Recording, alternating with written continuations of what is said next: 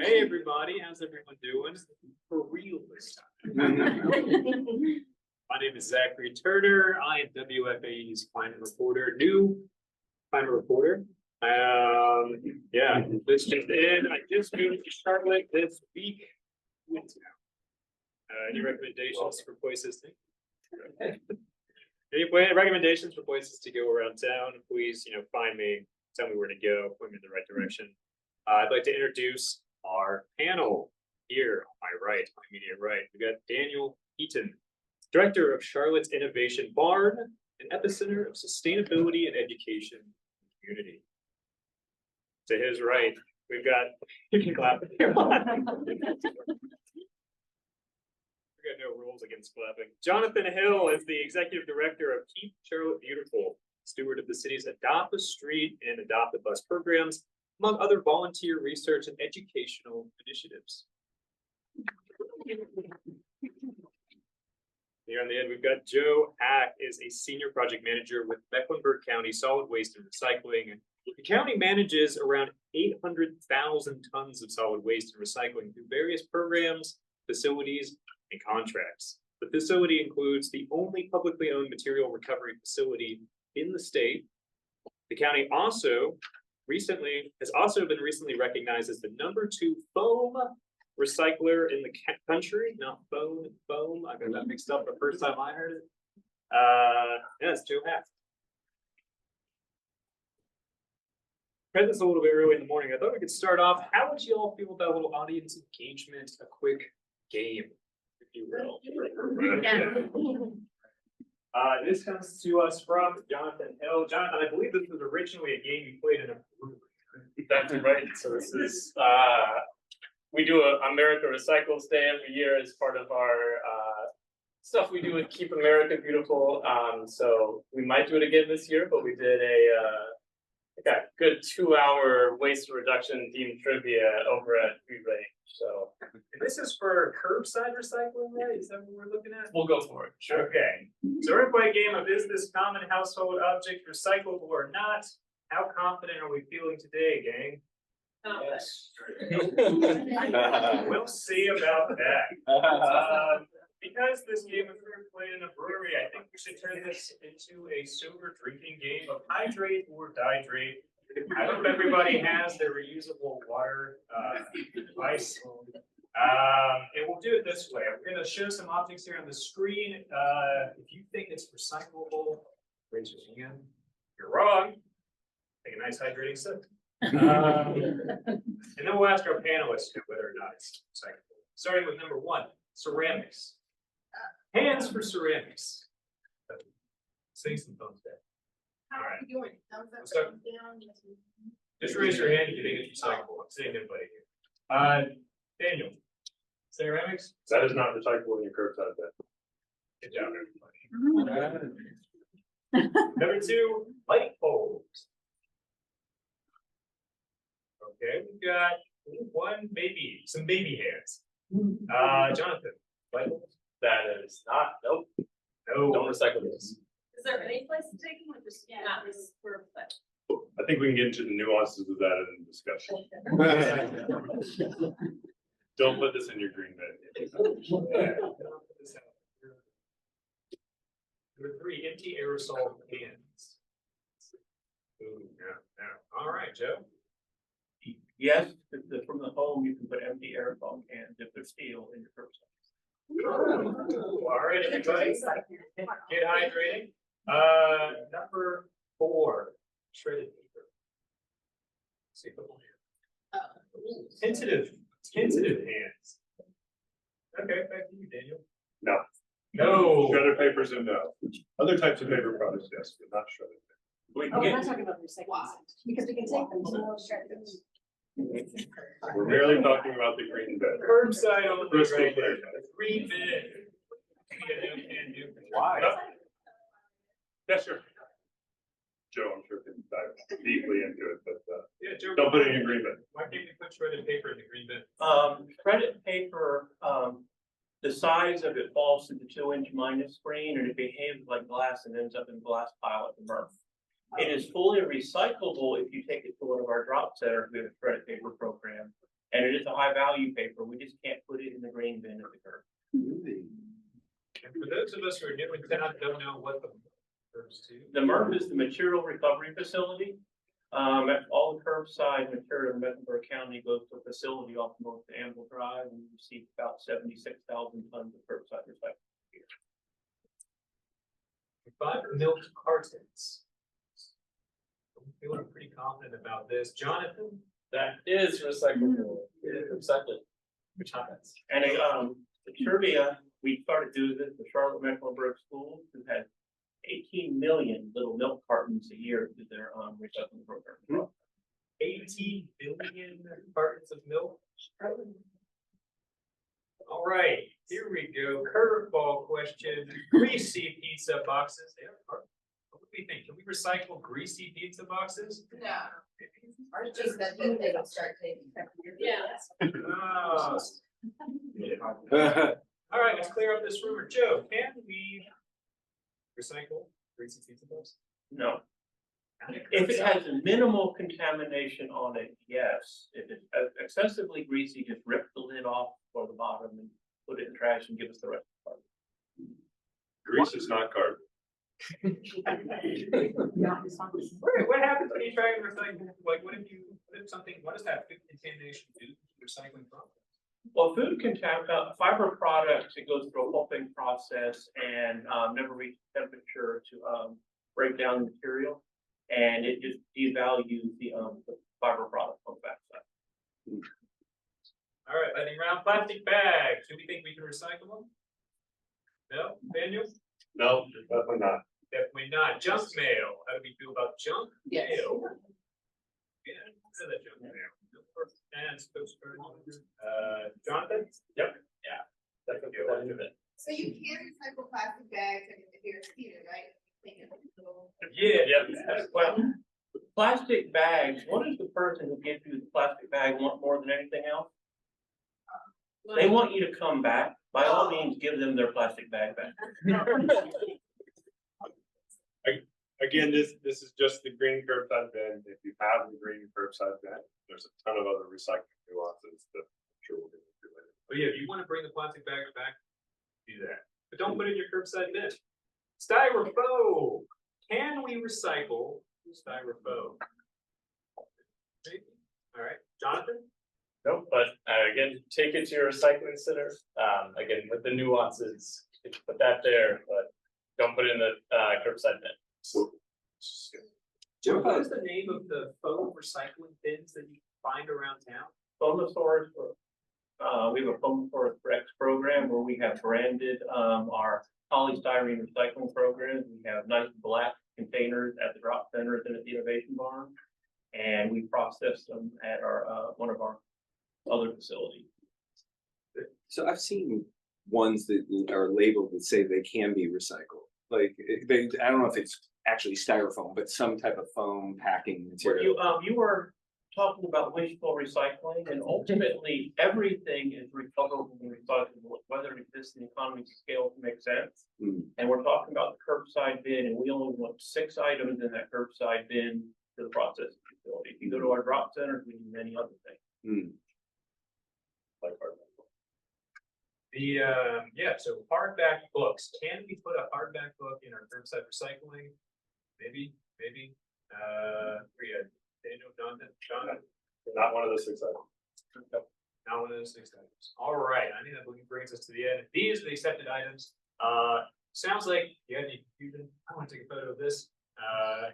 Print it out, put it on your refrigerator, wherever. I love pointing out with these 12 items that if you look, the majority are paper. Most people see a bunch of items and think, oh, a lot must be recyclable. But on the whole, with some nuance, again, averages built in.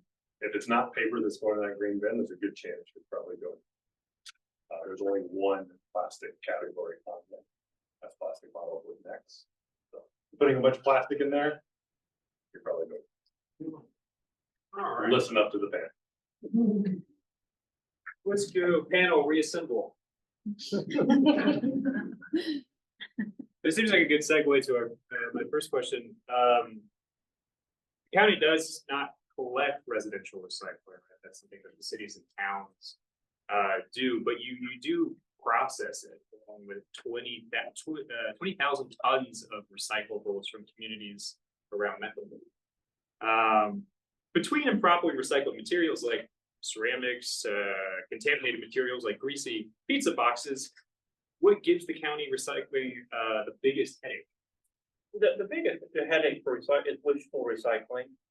Is people thinking they're doing the right thing and it impacting the facility. About 20% of what we receive at the material recovery facility goes out as trash. We can't process it.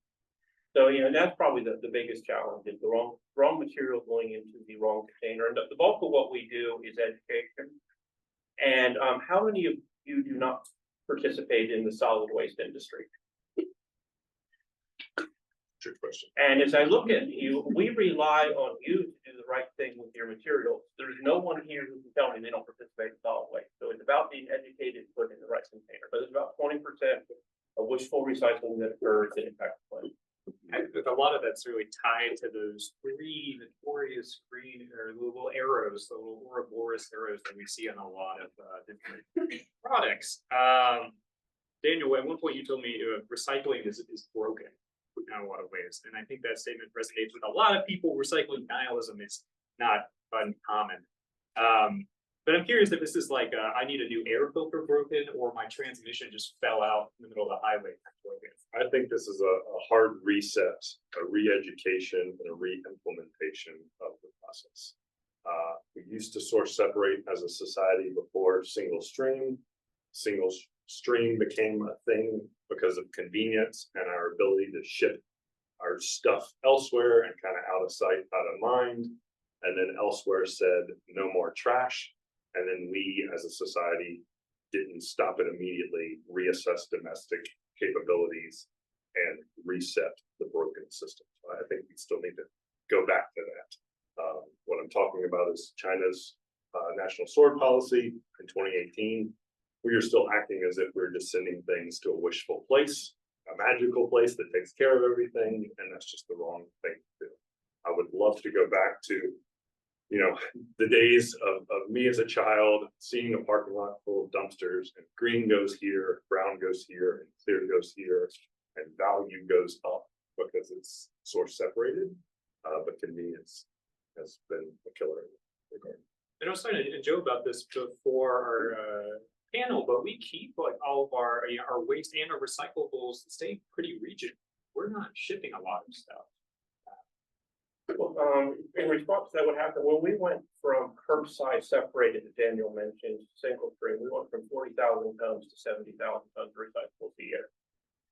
And there's some other intrinsic benefits with respect to worker safety and others. And what Daniel's referring to with the green sword, there were some commodity changes. We sell commodities on the backside of the earth. And on the West Coast, they were shipping stuff to China that was basically trash. When China stopped taking it, the average commodity value fell to the floor, and all of a sudden recycling started on paper costing more money. For years, the value was north of $140 a ton, cost me $110 a ton to run the plant. With the issue that Daniel talked about, we never lost our recycling markets because we were all regional. What we lost was the dollar value for the recyclable. And so, what Daniel says, it is somewhat broken, and for the broken is education for us. For years, we told people this was basically free. It's not free. It costs money, but at the same time, the other side of the equation, people in the room, it's local jobs, it's local revenue, local.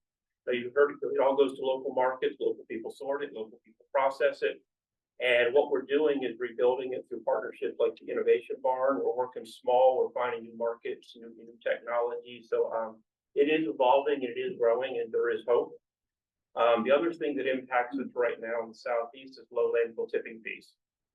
As the landfills fill up and what it costs to dispose of trash goes up, we have more economic opportunity for recycling on the other side. So there is hope, and we're on the forefront of that change in the Southeast region. When we're talking about recycling and we're talking about commodity, what is a commodity in recycling? Well, a commodity, if you come out to the plant, what we take in your green bin is we deconstruct that green bin. We break it down into number 1 plastic, number 2 plastics, aluminum, colored plastics, mixed paper, and and cardboard. And on the backside, when we get a tractor trailer load, we sell it on commodities market, and they broker the various things that we just separated to mills and processing facilities in the southeast. Recycling in waste management role is it's a pretty complicated process. Even just having these conversations that we've been having, it's a lot to kind of break down, wrap your head around. Jonathan, I know you're involved in a lot of curriculum development, trying to educate, I guess, students K-5, I believe, in the ways that Mecklenburg handles waste. How do you break down these concepts for a much younger audience? It's actually more surprisingly easy. So we work a lot with these folks.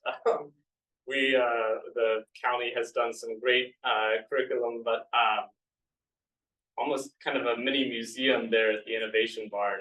But we hire and host an AmeriCorps service member who's worked with CMS to develop lesson plans that are related to K-5 alignment in North Carolina. So they've been going to elementary schools throughout the county. And people love the MRF video. So the county developed a virtual tour of their recycling facility. I asked our AmeriCorps service member before this panel what the biggest wow moments have been for her with the students.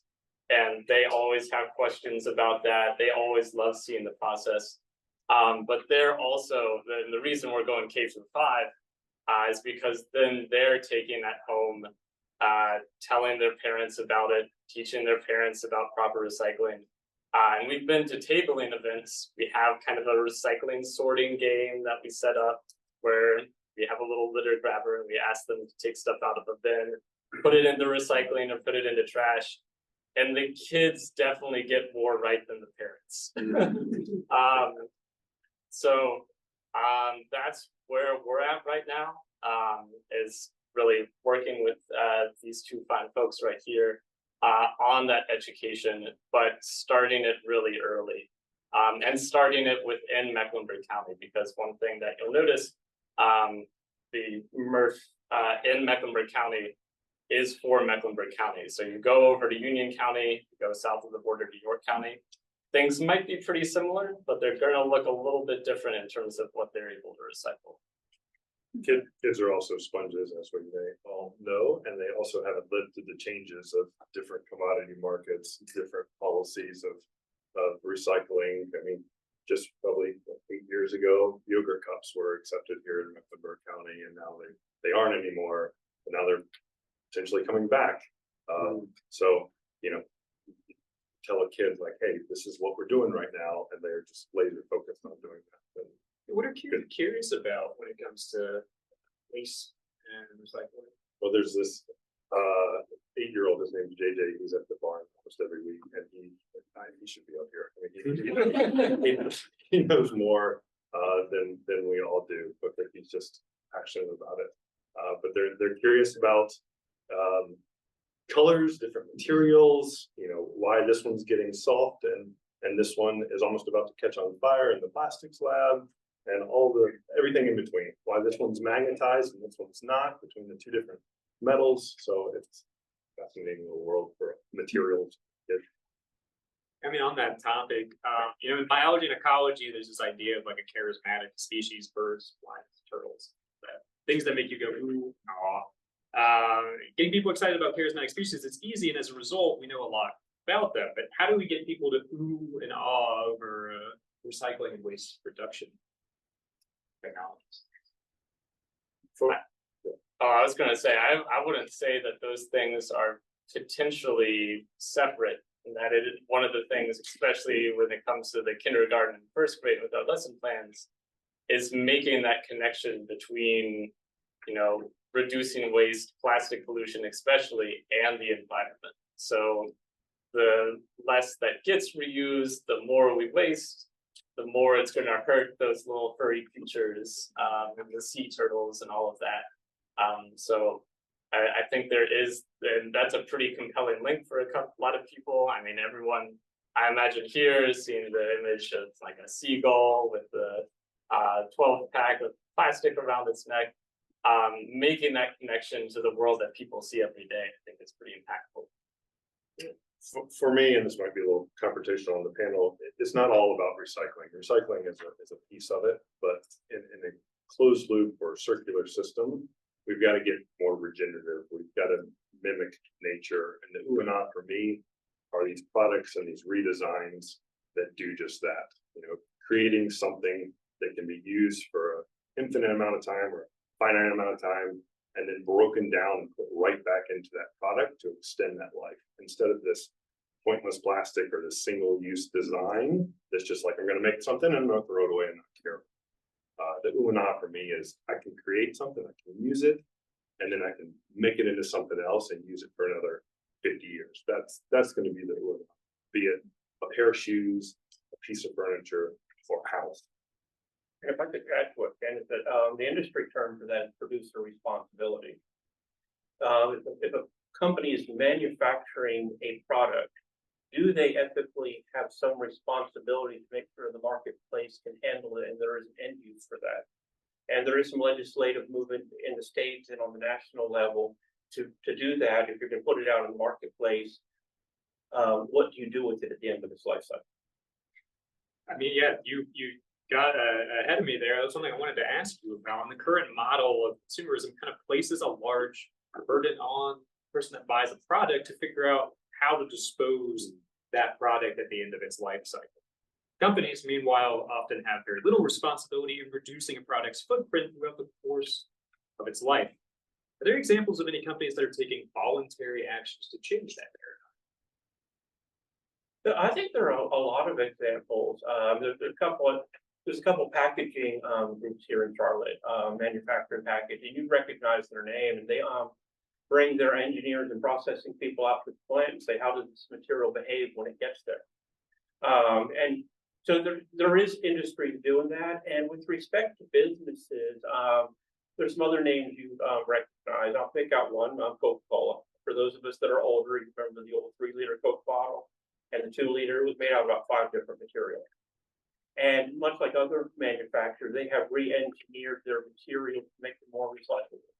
There's also another soda manufacturer who recently went clear on their green bottle. And so there is a movement, and a lot of that's consumer pressure, because most manufacturers have a cost model to dispose of their products. It's you.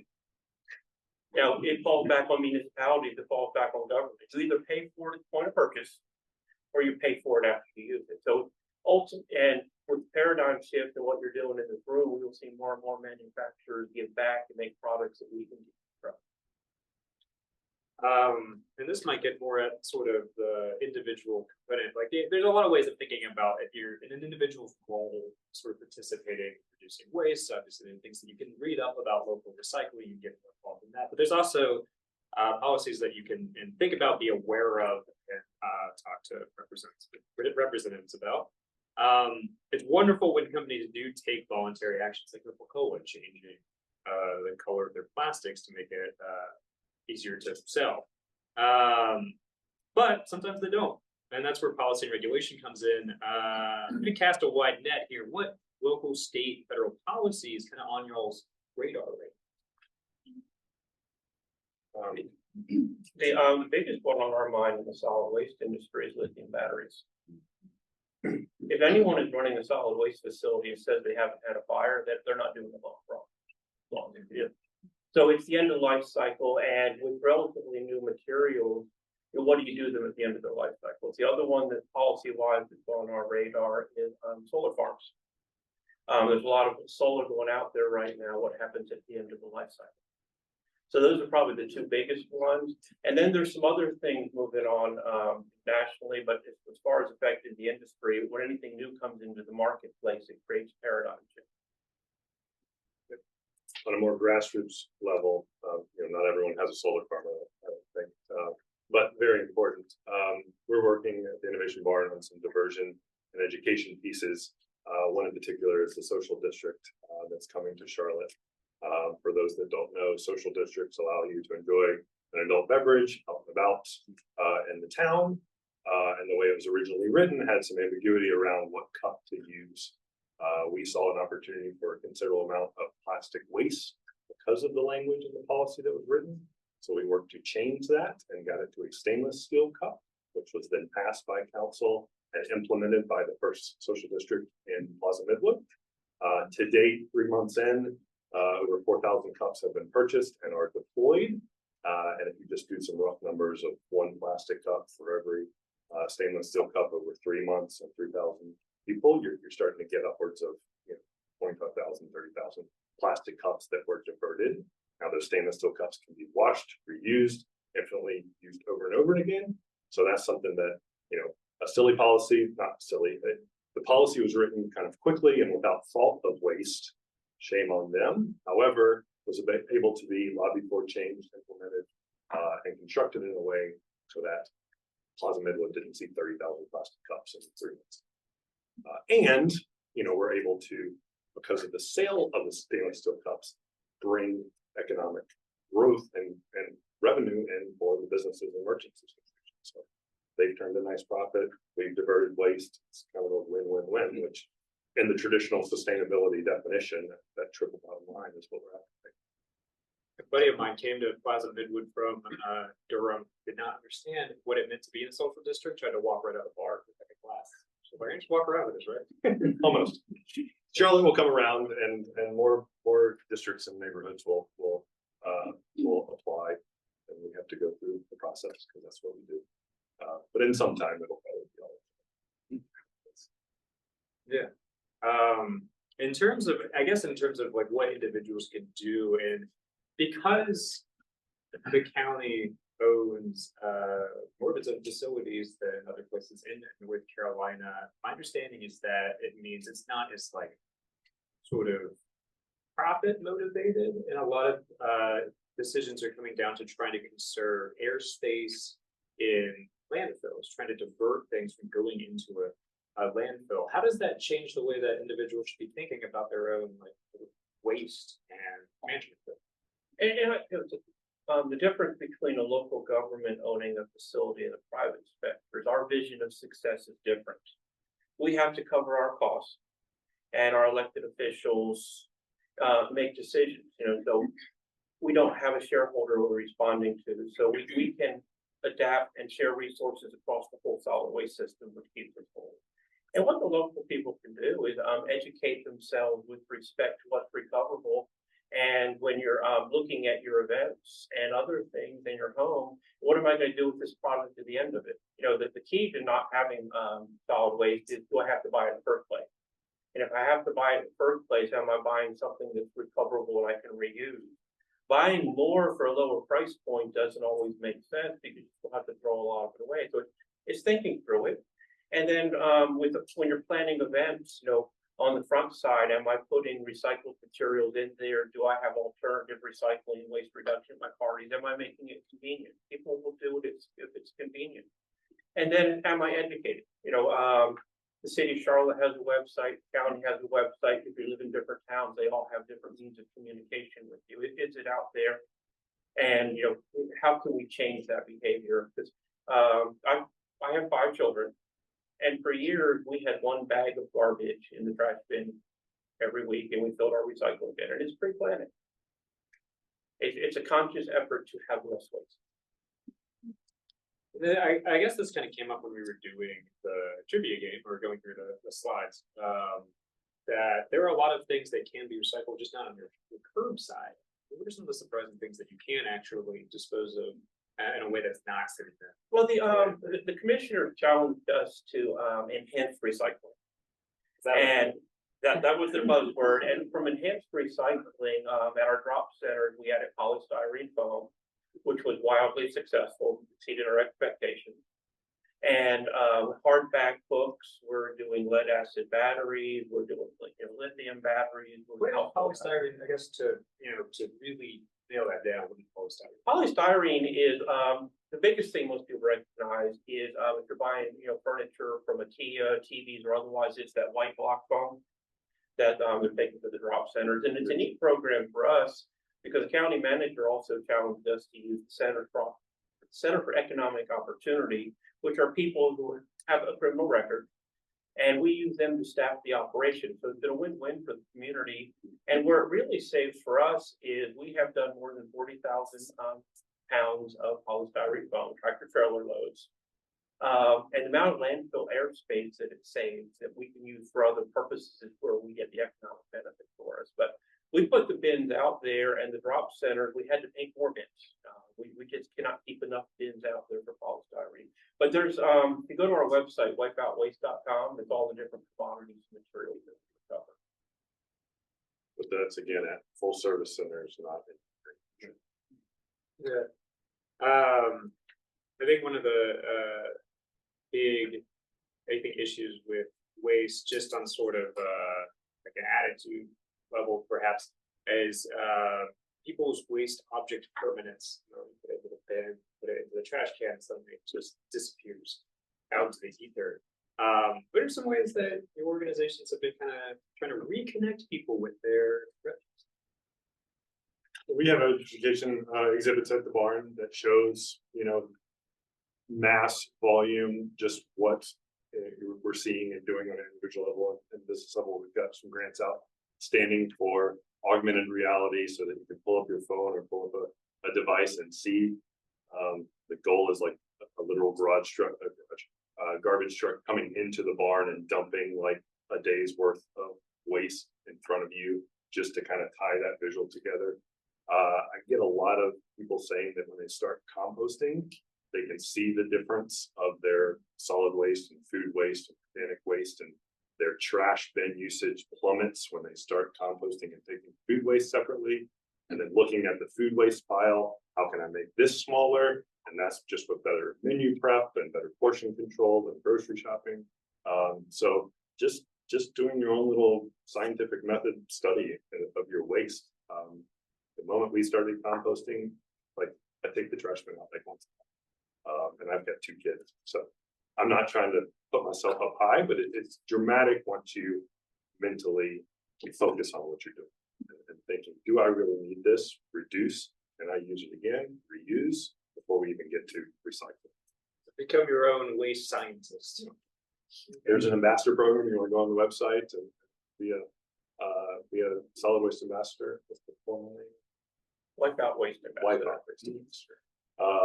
And that, similar to the test, will kind of get you in a greater mentality. Yeah. But being here is step one for sure. Good job, everyone, for attending, making the first step to being your own waste scientist. Yeah, I'd say so. A lot of the programs that we we're involved in are around litter and litter prevention. We run some of the majority of the volunteer programs in the city related to that.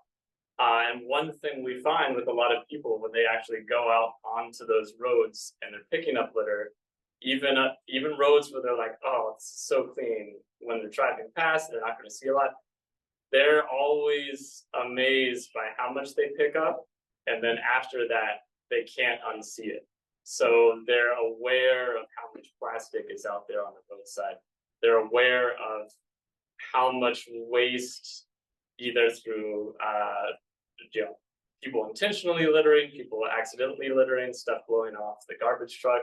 When people don't bag their garbage, please bag your garbage.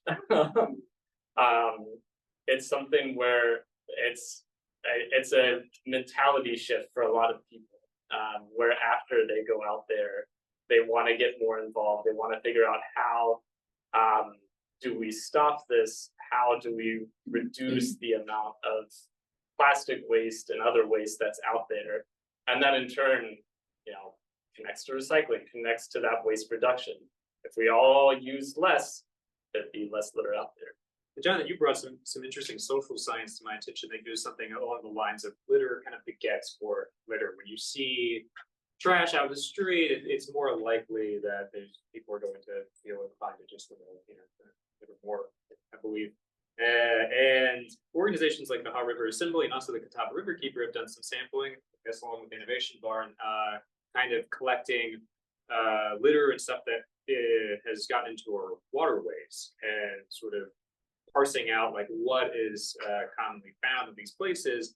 Jonathan, you started doing something similar in Charlotte, going around and sampling litter in different locations around the city. Can you tell me a little bit about that and sort of what you found in terms of what kind of litter are we finding out in the streets of Charlotte?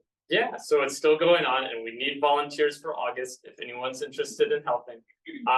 We've taken it upon ourselves to do a pretty rigorous grassroots academic litter study, where the overall goal is to get a numerical value for how much litter is actually in Charlotte on a day-to-day and what's making up that litter. So be it the specific types of plastic, paper, metal, etc. We went out for the first time here in April. 300 to, I think actually closer to 400 different randomly selected road segments throughout Charlotte, picked up litter in 2-person crews, took it all back to UNC Charlotte, documented every single piece, which was very time consuming, which is why we need more volunteers for August. So please, if you're interested, we'll have a table at the end. But what we did find, which was interesting, speaking back to, well, a couple observations. Firstly, as people were collecting before they started, we had the volunteers rate the roads on a 1 to 4 scale, 1 being minimal litter, 4 being a lot of litter. Most 84% of the people that were collecting the litter at the beginning documented as a 1 or a 2, so minimal or like barely any litter out there. Yet we still collected over 6,000 pounds of litter just on those 300 road segments, and about 50% of that was plastic. So we're not talking like plastic bags and things like that, but we did document some of those. It's a lot of the microplastics, so stuff that's, you know, it's been shredded, it's broken down, it's been run over by a lawnmower a couple of times, stuff that's not necessarily identifiable as any sort of packaging, but it's still out there, and it still makes an impact on the environment. The rest of it, paper was number 2 at about 30%, and metal and glass were actually pretty minimal, only about, I think, 8 and 5% respectively, with foam coming actually at minimum, like 3%. So we're hoping at the end of that study, which we're trying to get seasonality, so we're gonna sample August, November, and January, to get an idea and help that to guide both policy decisions for a council, but also to better refine our education, to better make the case statistically that plastic is the biggest issue we face in Charlotte. We need to confront that. We need to reduce our waste.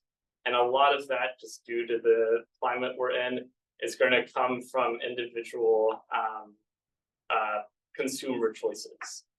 So you're using metal water bottles instead of your plastic ones.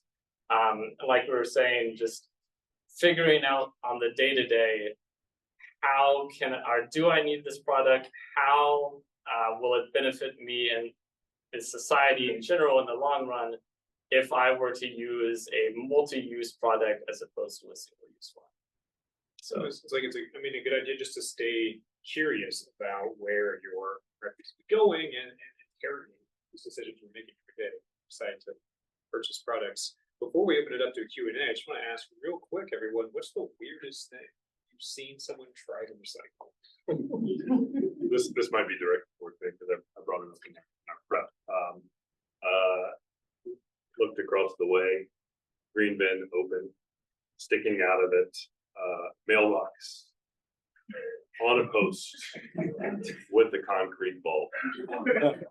And when I called my friend, who I'm very friendly with, who owns or that belongs to The proprietor. yes, the culprit, I go, dude. Right. Why? And he said, direct quote, metal is infinitely recyclable, take it to a scrapyard. Wood is compostable, basically the same thing. And I just read or heard a documentary on concrete being grinded up and putting back into concrete products. Ergo, that is all recyclable. To which I then told them that would, if the driver didn't reject it, which we hope City of Charlotte drivers, which they're trained to sometimes reject a bin, if it has too many bags or if it has the wrong things that they can clearly see, they don't get that always. But if that wasn't rejected, that would have gone to Joe's facility, that would have grinded it to a halt. There would have been downtime, there would have been broken things, there might have been liability with employees reaching in there. It was a massive problem and economic suck to the greater system. And as a taxpayer, please don't. So I challenge anyone to do that. I know he can probably tell you all sorts of stories of what goes in that green bin. But yeah, I saw a mailbox on a post with concrete pole inside the green bin. Should we go ahead and open it up to the audience? Good. Does anybody have any questions for our esteemed panelist? Let's start here. I'm just wondering if there are any programs in place for residential construction. I know that we had a renovation done. It was just amazing. The dumpster out there and everything went into the dumpster. There was no recycling done. And, you know, it wasn't a huge renovation. And I want to say it was probably 3 dumpsters worth. So is there anything that works for that? We ran, I'm looking at Lisa over here, Crescent Communities. We ran a program, it was on the commercial level, but our goal was, let's get the drywall out of that construction, especially clean scrap drywall. Because drywall sheet comes to your project, they cut out a window or door, they need 7 feet when they have 8 feet. That clean scrap is about as clean as it comes. If we can separate it, we can potentially get it back to National Gypsum, to other drywall manufacturers, and they can put it back to their processes. They have the capabilities to put it back to the processes. It's the collection and the contamination free that was the challenge. Through Crescent Communities, we ran a pilot program. We collected literal tons of it, clean, very easy to do, minimal messaging challenges therein. But on the residential side, the challenges would be the communication, the implementation. There's 11 builders out there, and some of them are going to play ball, some of them are not. You've got the occasional dog walker throwing, poop bags in there and contaminating. There's a lot of challenges of collecting it sort of separated like that. What I would love to see, and what I've pitched to Lowe's and other big box home improvements, is the collection of like your 2x4s and your scrap plywood and your building materials. They're almost clean cutoffs. I can't tell you how many times I've gone to Lowe's and I've only needed 3 foot of a 2x4, but they sell it in 8 foot. If there was a place where I could take your 3 foot of 2x4 from your project, and there was maybe like a Lowe's Little of those stores, trademark by the way, then I can get exactly what I need. I don't have to buy an 8 foot 2x4 when I need 2. So unfortunately, long-winded. No, not at the residential level. But we're working on the commercial because that's where the big impact is, and that will certainly, hopefully, trickle down to the residential side. And it's still very challenging on the commercial. Absolutely. Because we of didn't. the same we didn't- factors of contamination, but also that there's an additional cost for the hauling and sort of separating and having someone keep an eye on those bins. So it is a challenge that I think maybe some other jurisdictions maybe have different programs and different attitudes toward it, but it's definitely something that we have. And I'll tell you what we are doing. We've studied this over the years. And recycling at residential properties typically happens on high-end houses where it's important to the person building the house. On tract builders, it's an extra container on the lot, and you're asking your labor force to sort of separate on the job site. So there's an educational component right now, and cost factors not there. What we are doing is we've recently started a new clean wood program at all of our drop centers. There's a chipboard manufacturer just north of us making a Kia started furniture. It was very tolerant of different wood types. We're currently going timber pack right now with those wood products. At the Foxhole, we're running a clean drywall recycling program for years. And we make a fertilizer-based product. We sized it to match virgin gypsum so it grows in an agricultural spreader. We're currently working with some large fertilizer manufacturers down in South Carolina to get the gypsum drywall onto the recycling product. So we are actively doing that. And we also run clean wood programs, but it's really the challenge with recycling on a job site. Your one-off home builders will take the 8-foot 2x4, cut 2 feet off, set it aside in the pile. But your track builders can't do that. So it's evolving. The other thing about construction is residential construction and there's commercial construction. Commercial quite often is limited by space on the job site. How are you going to get another space on the job site? And the other is economic opportunity. And a lot of the builders tell us we would love to recycle, but my competitor is not, and he's killing me on price. So if you want to recycle on this job site, there may have to be a legislative or a regulatory change to create a playing field for opportunity there. So if there's many pieces to that as it goes through, but you're right, you do get one roll-off dumpster. If you want 3, it costs you the rental 3 containers.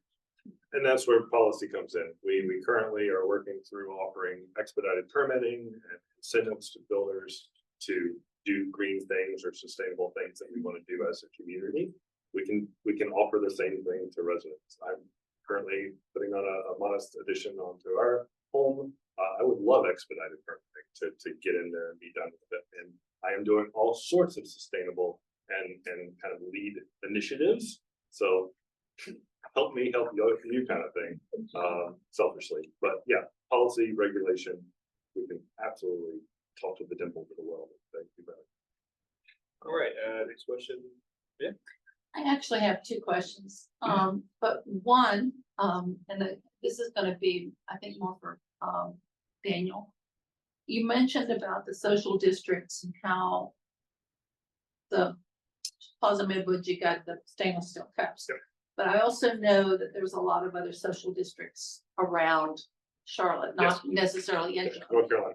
Yeah, in North Carolina. Sure. Is there anything on a bigger level that will have that same type of language? Or something where that they would be encouraged to do a stainless as opposed to a? So it was encouraged in the North Carolina language to use reusable where possible, but it left it up to all the cities and towns and municipalities to devise their own solution. I can tell you in Monroe, where I did my very hard-earned research on social district, I went there, I bought a beer, I was sold a plastic cup for 25 cents. And I was told you're allowed to walk about Monroe. So then I walked about Monroe, I went to bar 2. I was told to finish that beer beforehand, can't bring it in, that's understandable. So I finished that beer, I repeated that process 2 other times, and I had at the end of my research 3 plastic cups that I had spent $1.25 extra on. And I was told by all 3 bar owners and bartenders that I could not bring those 3 cups back, that they would recognize my face. And although that cup was being sold the very next day to someone else, those 3 cups were trash. So in a period of a couple of hours, I had spent an extra $1.25 that I wasn't getting back, and I had 3 plastic cups that I couldn't do anything. And that was the genesis for coming to Charlotte and saying, absolutely not, we've got to find a way. And researching the stainless steel cups, realizing that the break even from a carbon footprint is around 7 to 8 washes. That's an easy sell to a community that loves their beverages. We were able to prevent that. You go through that same scientific method in Plaza Midwood? Once in a- not that much of a list. But So it is up to the individual, it's not up to the individual, it's up to the municipalities. Correct. municipality. Now, if Raleigh, now we're a home rule state, so we're limited to. Got all the answers on Raleigh. Okay, but if Raleigh wants to change that language and say you must do this, The city of Raleigh. I mean, I know the social district. I'm the executive director of a nonprofit in Wayne County. I've come down to see what you guys were doing. they And I've always been keep tabs on us. Raleigh's always. I've been doing the fight for the city of Raleigh. We were the first to have a social district, that our city council approved. And they put in, there was the state rule about that it needed to be a recyclable cup, but it didn't say anything else. Raleigh added that it had to have a sticker on it with the date and time and the company or the business. Yep. To establish provenance or where that, or origin of where that liquid came. I had a UNC intern, since January. She researched all social districts in the United States and in North Carolina. And everybody's doing things differently. And I'm so glad that did you get the ball cup? No. Oh, you didn't get the ball cup? And I can. Okay, I'll talk to you. We cannot get the city of Raleigh to change.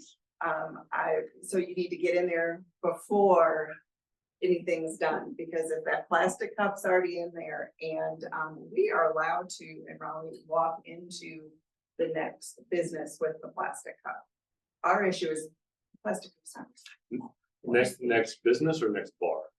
Because you can walk into a business, like I can walk into a boutique, a jewelry store. I walked in, I mean, I did my research too.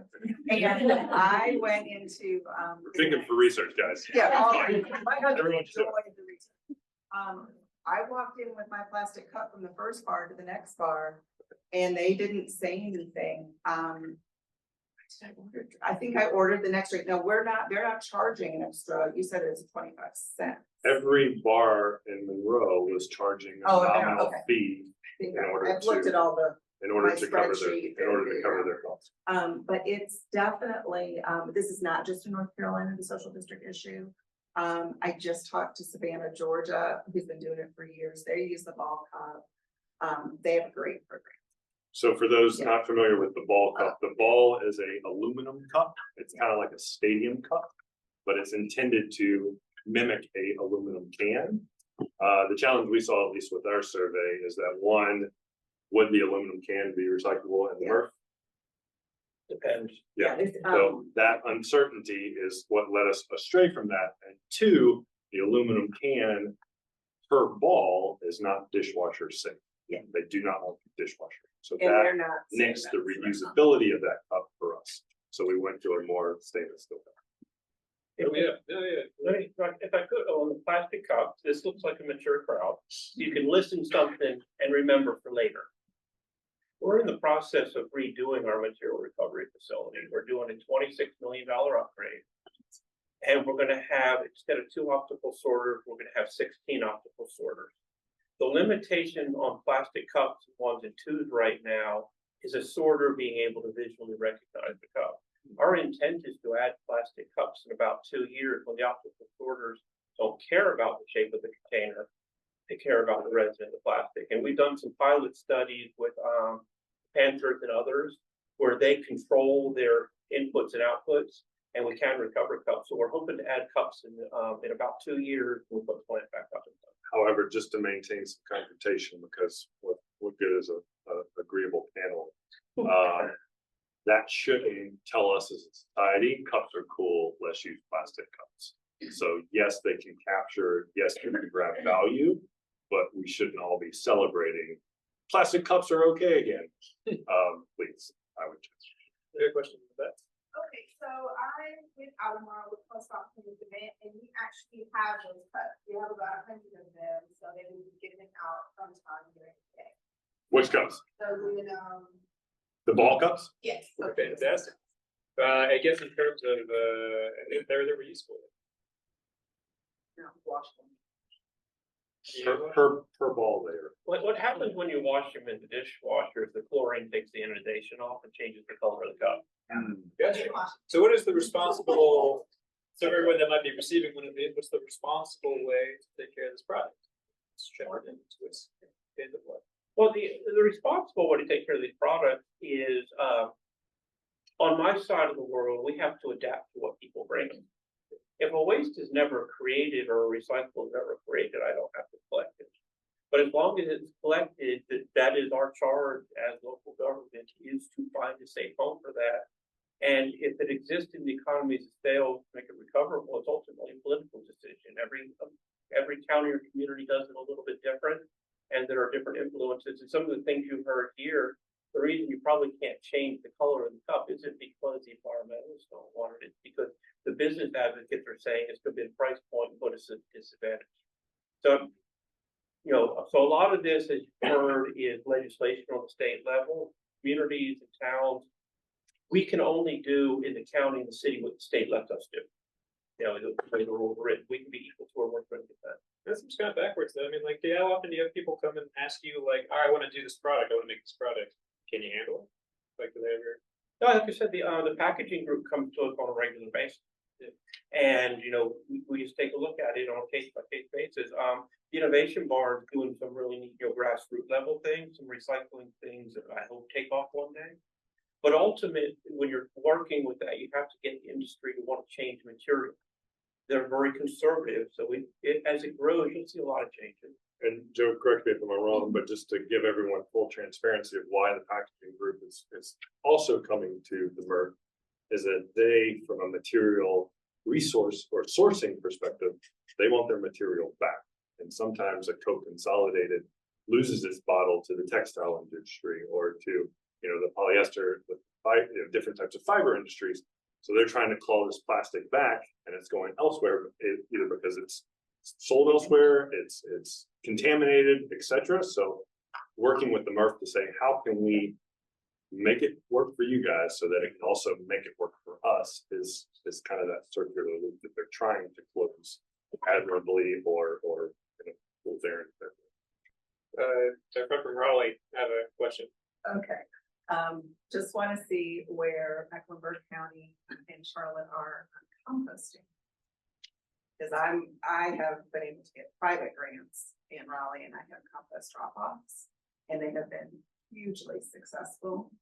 My municipality isn't quite as interested in it, but we are hopefully doing a compost study. The town of Cary in Wake County is hugely successful in composting. So my cousin leads that committee. Well, my organization is the one who bought the town of Cary to get it done. So tell me where you guys at. We don't collect residential collection here. There's a private group, Crowntown Compost, that collects on a subscription basis for both residential and commercial. Earth Farms is a larger, for more commercial settings. Joe and his colleagues collect yard waste, both at Foxhole and on our weekly collection to create a mulch and compost product. And to my knowledge, several pilot programs have been run at the residential level to mixed success. Mostly residential communities. I think the latest one was around Camp North End area, and it had something like 40 to 50% contamination, and or a lot of people saying, I don't think it should be. It's been amazing. I've been surprised. Lisa, in your experience with the city, anything that? I was actually going to ask if there's any legislation. I think I can support that. Well, the state wants to do more food waste composting. What we're doing in the county, we have, all of ours are large type 1 facilities. Compost facilities are 1, 2, 3, or 4, and you go 2, 3, 4, you have food waste. We have a grant, we're getting ready to do food waste collection at the drop centers and take it to one of the local compost processing facilities. And there is a legislative push, I think, to force separate food waste and, you know, take it to composting facilities. But for the environmentally friendly people here, as we do more and more recycling on the curbside level, that means another truck on the street. So there's a material balance that doesn't quite make sense. And the city of Charlotte on trash day, there are 4 trucks that drive by your house every day. So while food waste is growing, I think we need to get more food waste facilities. The challenge we have in urban areas is composting by nature creates some off-gassing and others which make residential applications tough. We're going to shipping out of the county our food waste products to Gaston County facilities. There's one in Cabarrus County, and we do a little bit with one here in Mecklenburg County. So it's growing, but it's in its infancy. You guys are shipping out of Mecklenburg. Our vendors are outside of the county. And I think, to my knowledge, the last major composting pilot we did was back in 2019, where it was curbside in a couple of neighborhoods in Charlotte.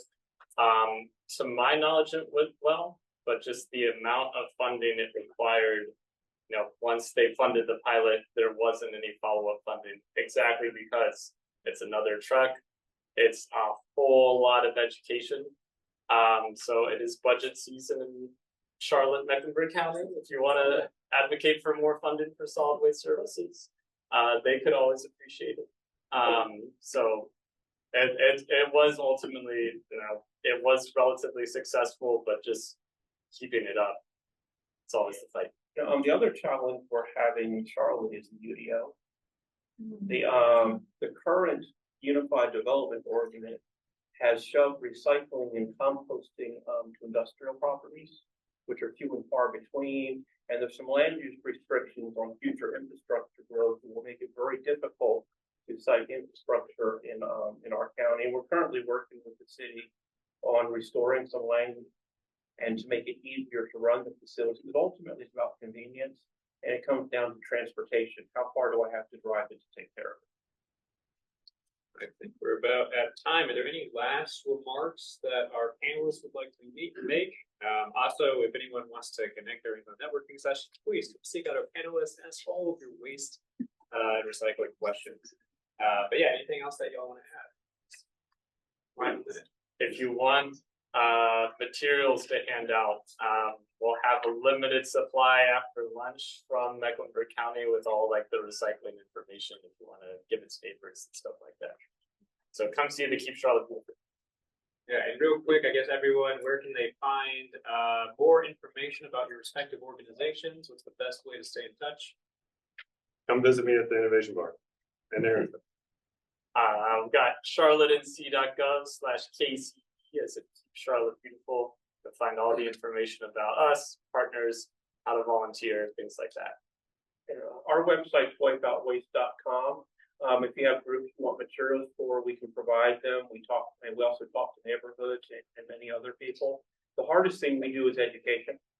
And it's about changing behavior. And each person we educate is an advocate for us. But the other, thing is local media. WFAE has been a partner for ours for years as far as stories on recycling and others. But you get out there and change behavior. But wipeoutwaste.com. And so all the information, and the organizers have my contact information. Unfortunately, I have to slide out after the presentation. I'm more than happy to talk to anyone who wants to learn more about trash. Thank you so much. Thank you.